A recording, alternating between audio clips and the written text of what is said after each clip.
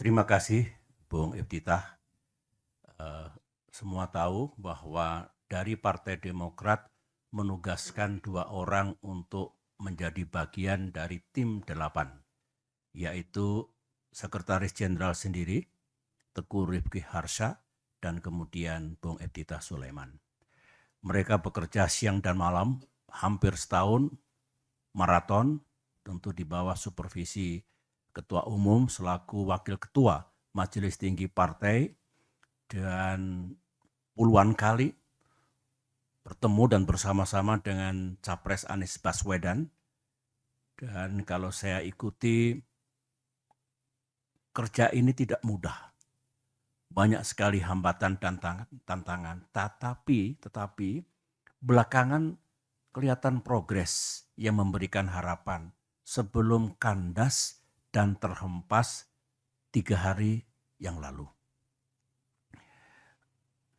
Para anggota Majelis Tinggi, para kader Demokrat, dimanapun saudara berada, saya sangat mengerti perasaan, emosi para kader.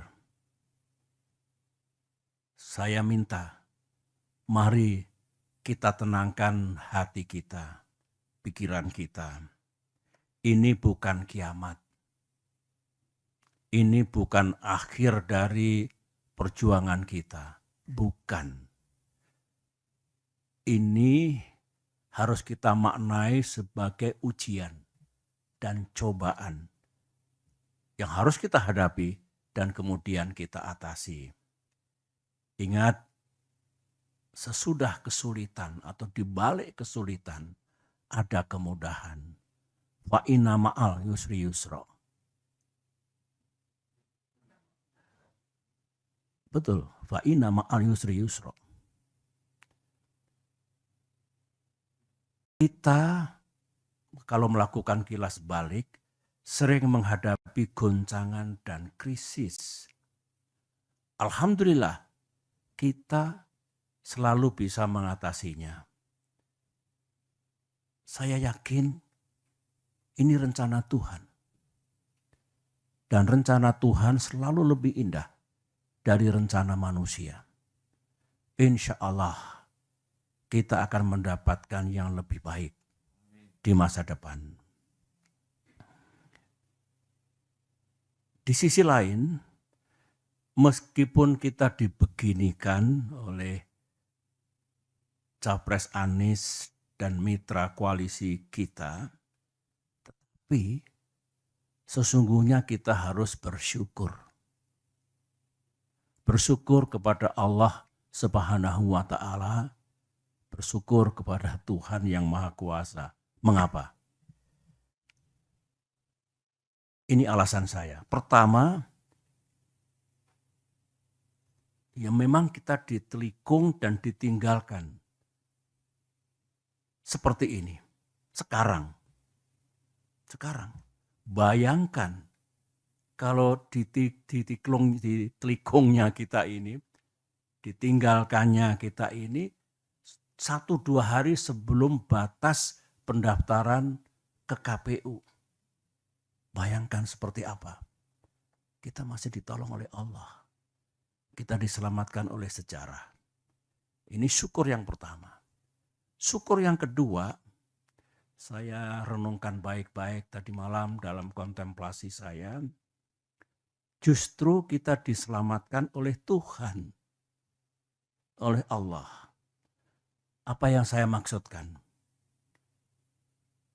Kita tidak diizinkan oleh Allah untuk mendukung seseorang dan untuk bermitra dengan orang yang lain yang kalau kita teladani akhlak pemimpin besar bagi yang beragama Islam, akhlak Rasulullah, ya. Yang kita rasakan sekarang ini, mereka tidak sidik, tidak jujur, tidak amanah. Berarti tidak bisa dipercaya dan mengingkari hal-hal yang telah disepakati. Tidak memegang komitmen dan janji-janjinya. Nah, sekarang saja tidak sidik, tidak amanah, tidak memegang komitmennya. Bagaimana nanti kalau menjadi pemimpin dengan kekuasaan yang besar, rakyat akan diapakan? Saya kira kalau kita renungkan ini, kita ambil hikmahnya, kita dibebaskan dari dosa yang mungkin akan kita pikul kalau kita masih berada bersama-sama mereka itu dan mengusung seseorang untuk menjadi pemimpin bangsa Indonesia.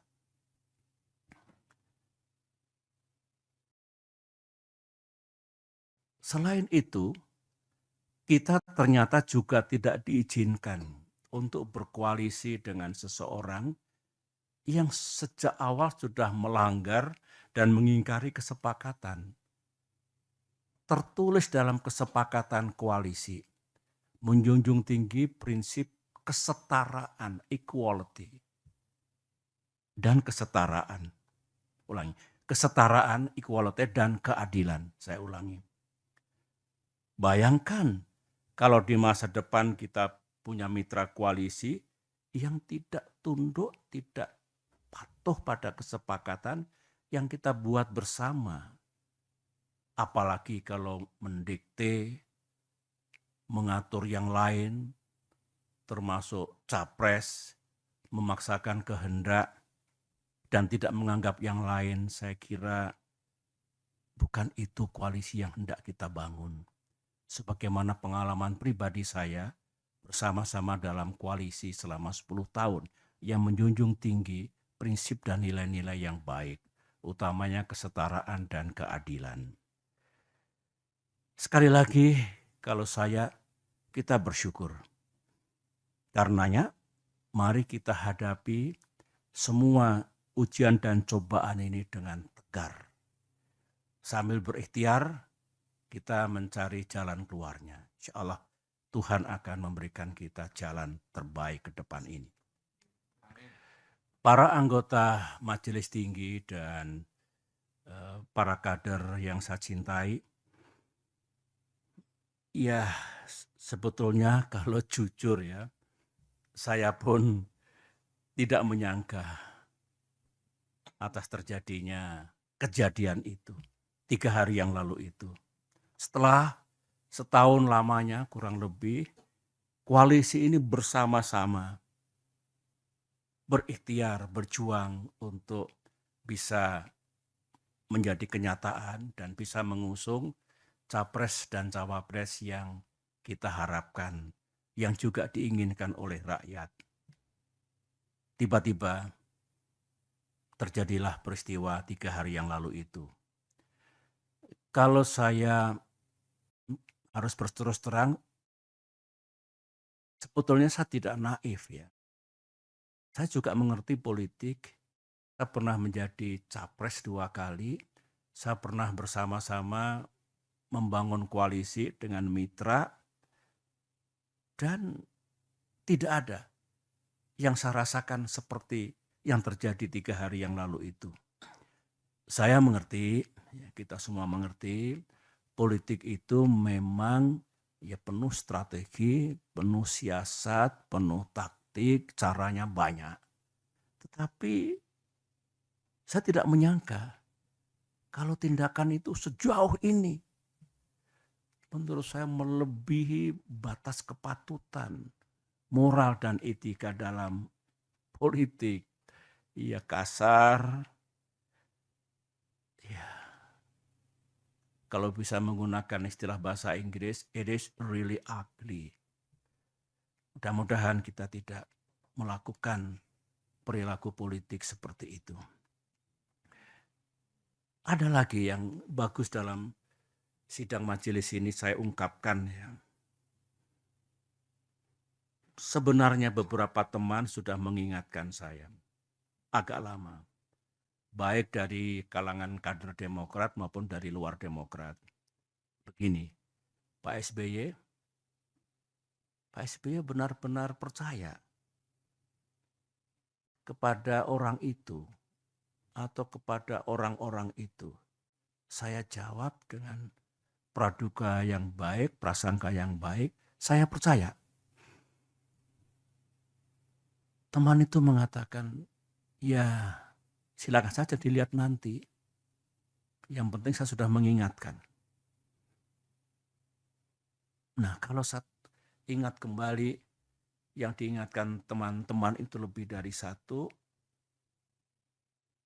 keputusan sepihak kemarin itu, saya boleh mengatakan keputusan gelap seperti itu, tidak sesuai dengan rules kesepakatan, ternyata atau barangkali mengandungi kebenaran. Anggaplah kita salah kali ini. Tetapi kita belajar. Mudah-mudahan kita tidak salah lagi ke depan. Dan mudah-mudahan dengan izin Allah dan ikhtiar kita, kita juga tidak kalah nantinya. Amin. Masih segar dalam ingatan saya, sebagaimana yang disampaikan Bung Iftitah tadi, di ruangan ini, saya duduk di sini, tanggal 25 Agustus 2023, berarti seminggu yang lalu. Pak Anies duduk di sini, dengan didampingi tim 8. AHY memang tidak selalu hadir. Anies menyampaikan kepada saya, didengar oleh semua, bahwa awal September ini, berarti hari-hari sekarang ini, akan mendeklarasikan koalisi ini dalam kapasitasnya sebagai capres. Berikut capres dan cawapres yang telah selesai diputuskan. 3 hari kemudian, 3 days later, sekarang ini, yang kita dapatkan sesuatu yang sangat mengejutkan itu. Dan saya ini orang tua, berapa kali Pak Anies datang ke sini dengan semangat yang luar biasa, kata-kata yang luar biasa baiknya. Di Cikiasi 2 kali, di Malang, di Pacitan. Dengan kejadian seperti itu, tidak ada satu kata pun yang disampaikan kepada saya. Dan tentu kepada Ketua Umum kita. Saya memang sebagai orang tua, kok jadi begini? Ini saya kira semua merasakan perasaan kader kita di seluruh tanah air, emosi, kemarahan, yang diekspresikan dengan cara yang berbeda-beda. Nah, saya kebanjiran tadi malam, 2 malam itu sampai subuh di sini. Sejak pagi kita bekerja. Pesan datang dari mana-mana, baik dari kader maupun non-kader, dan rata-rata memang emosional. Ya, saya paham lah. Dari sekian banyak ribuan saya kira yang merespon, yang memberikan message itu, ada 2 yang menarik bagi saya. Ini kata-katanya kurang lebih seperti ini. Aku tahu politik itu memang banyak akalnya, tapi tak kusangka buruk banget ini. Korbannya AHY dan Demokrat. Begitu. Ada lagi komentar, ini Demokrat kena prank dari musang berbulu domba. Terus saya kok ingat, musang berbulu domba, ini kan peribahasa yang lama ini. Ingat saya kira waktu kita sekolah di SD, SMP, pernah belajar banyak sekali peribahasa.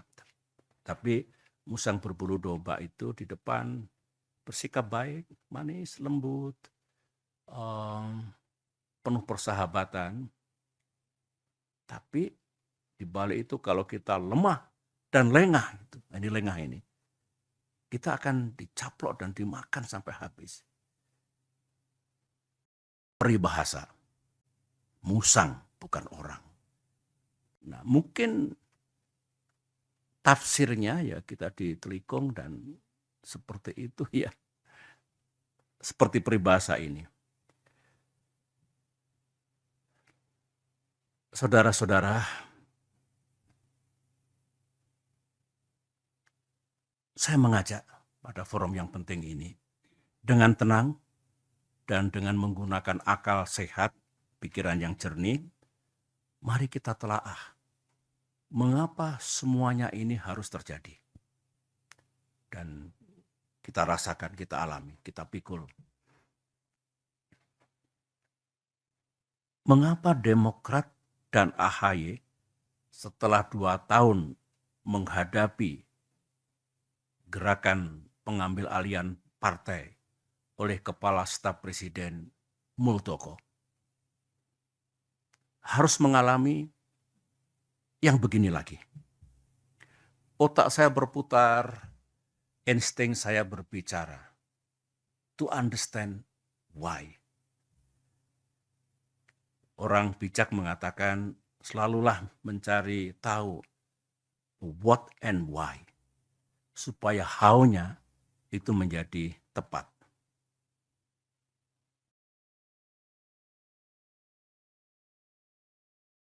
Kader Demokrat dengan pikiran yang tidak happy mengatakan, Pak, kok kita ini Demokrat ini, ya memang kita oposisi, tapi oposisi ini kan sah. Kok diperlakukan sebagai musuh negara? Kita ini kan bukan partai terlarang. Kader-kader Demokrat juga bukan teroris. Jadi mestinya diperlakukan sama lah dengan warga negara yang lain. Itu ekspresi kegalauan dirinya yang saya selalu tekun mendengarkannya. Oleh karena itu dengan tidak bermaksud menuduh siapapun, saya ulangi lagi, tanpa bermaksud menuduh siapapun, saya ingin berbagi dengan saudara.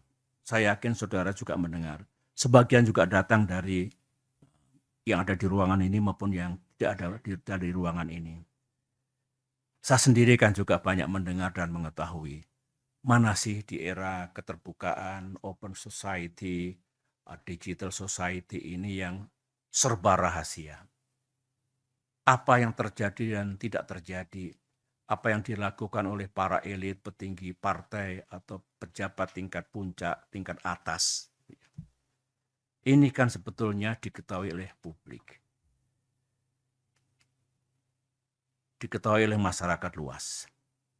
Terutama yang menjadi sorotan publik yang berkaitan dengan Pilpres 2024 ini.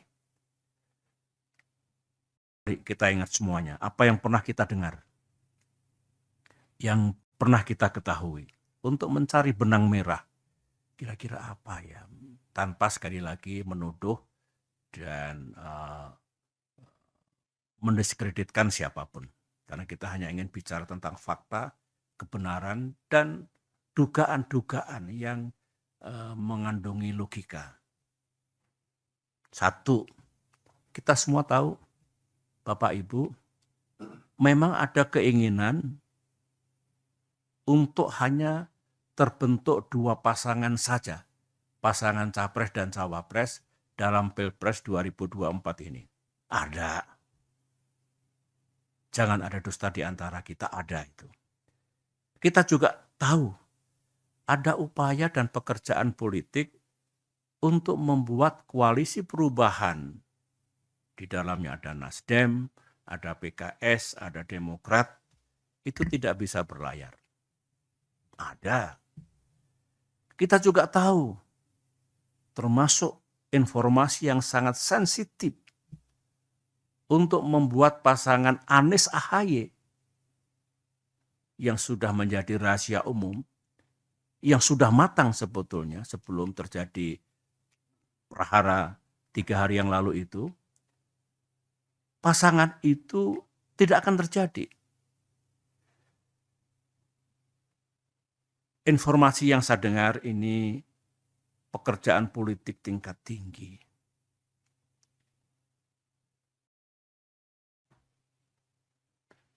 Ini bukan informasi, ini fakta.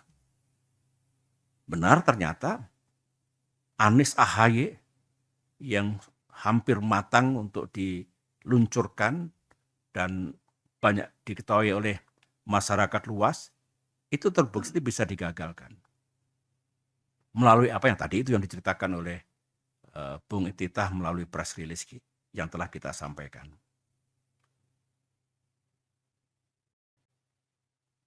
Ini coba. Jadi informasi-informasi itu salah satu manifestnya yang terjadi betul ya ini.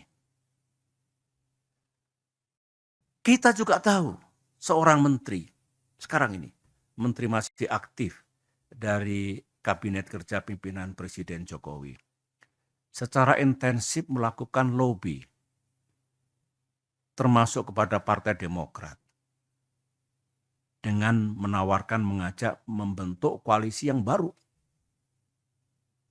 Koalisi Koalisi Demokrat, PKS, dan P3.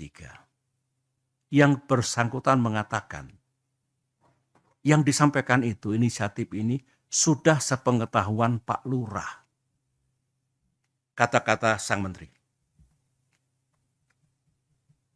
Bukan kata-kata saya. Kata-kata yang bersangkutan.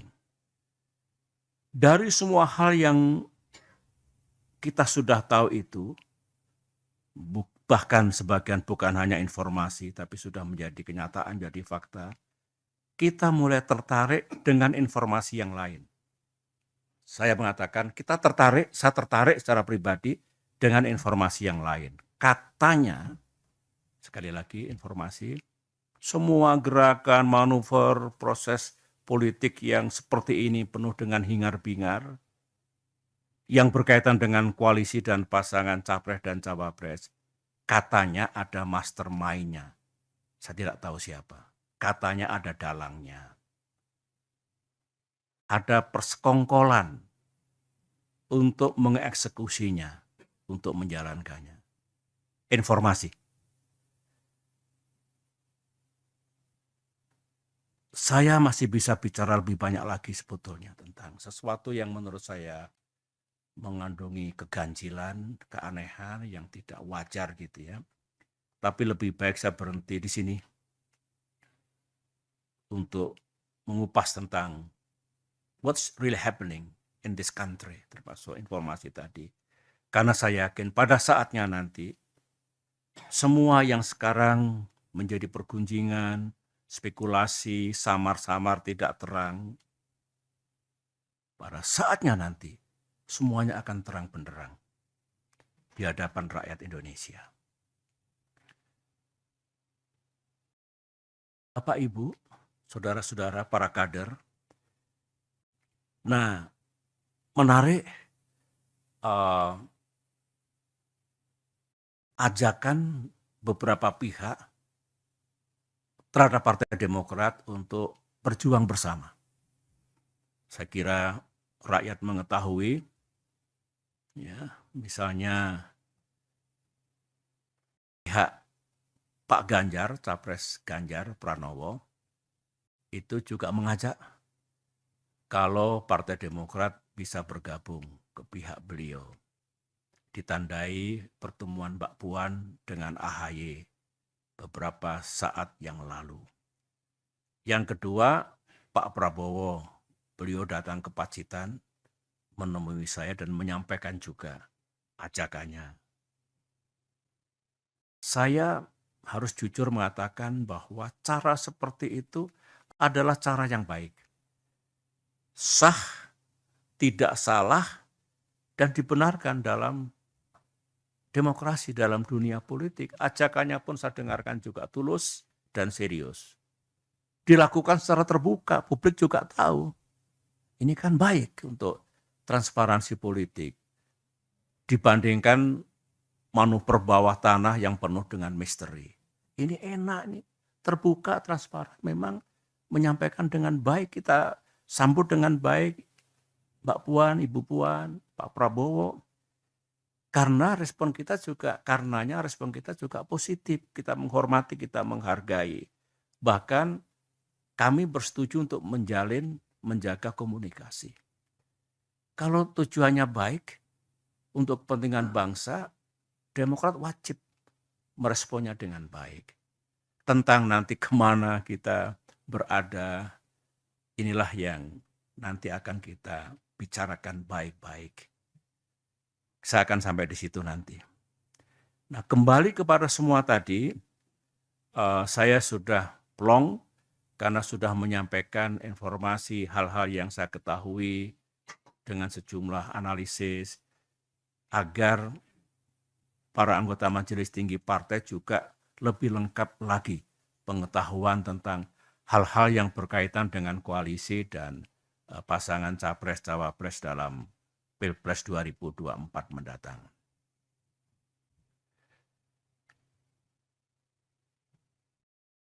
Berikut ini adalah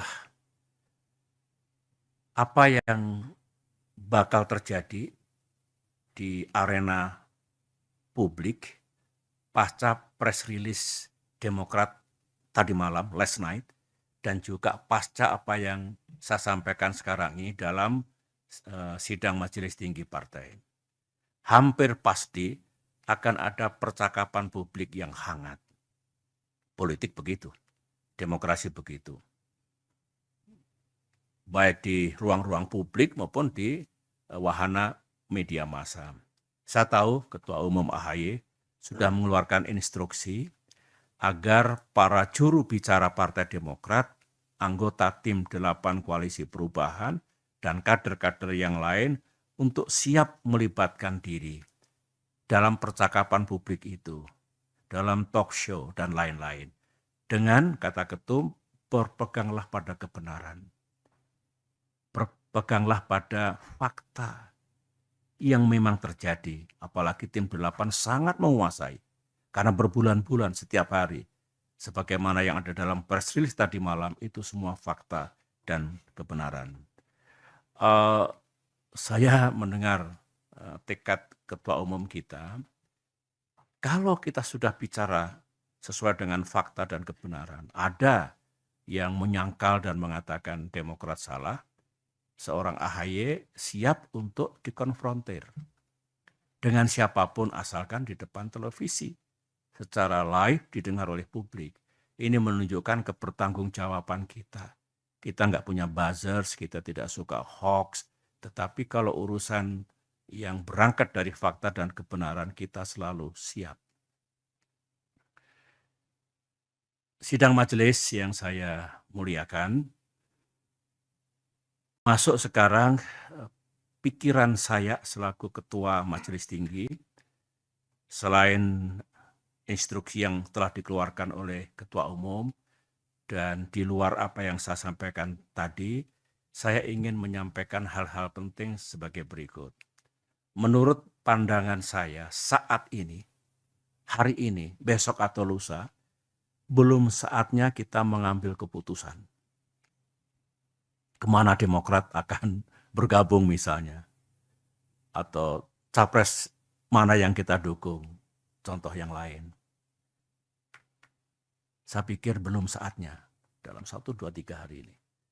Alasan saya ini prajurit, ada Pak Mangindaan di sini, ada Pak Guntur di sini, ada Pak Nahrawi Ramli di sini, ada Bung AHY di sini.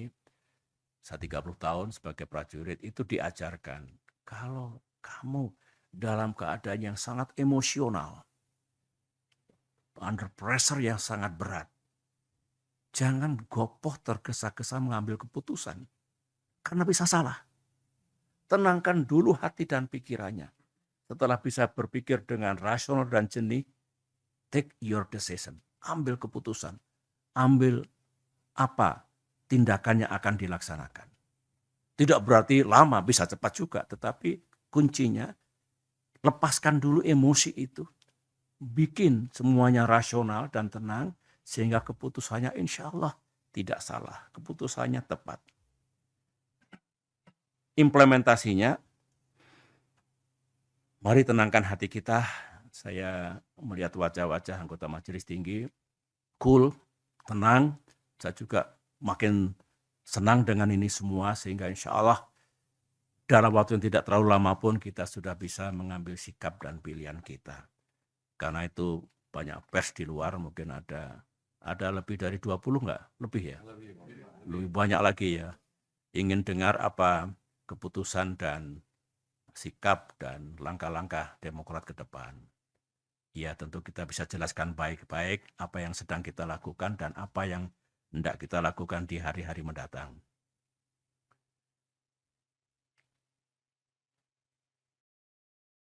Yang kita pikirkan hari ini, tadi malam kami berdiskusi dengan Ketum, dengan Bung Andi, Sekretaris MTP, dan lain-lain yang lembur di sini. Saya laporkan pada sidang kali hari ini. Yang menjadi pemikiran Demokrat sekarang ini adalah dengan perubahan situasi yang dramatis ini, Demokrat masih ingin tetap menjaga semangat dan agenda perubahan dan perbaikan. Jangan sampai tiba-tiba hilang begitu saja. Itu semangat kita, tekad kita.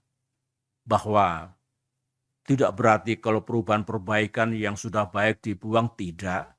Ketum menjelaskan dalam pidato politik kemarin secara komprehensif yang menjadi bagian dari kerangka bernegara, pilar dan dasar bernegara Pancasila, NKRI, Bhinneka Tunggal Ika, konstitusi kita, demokrasi, tidak mungkin kita tinggalkan, justru makin kita perkuat. Demikian juga hal-hal yang baik sejak Bung Karno, Pak Harto, Pak Habibie, Gus Dur, Ibu Megawati, saya dan Pak Jokowi sendiri yang baik-baik pasti akan kita jaga. Namun memang ada sejumlah hal yang perlu kita perbaiki.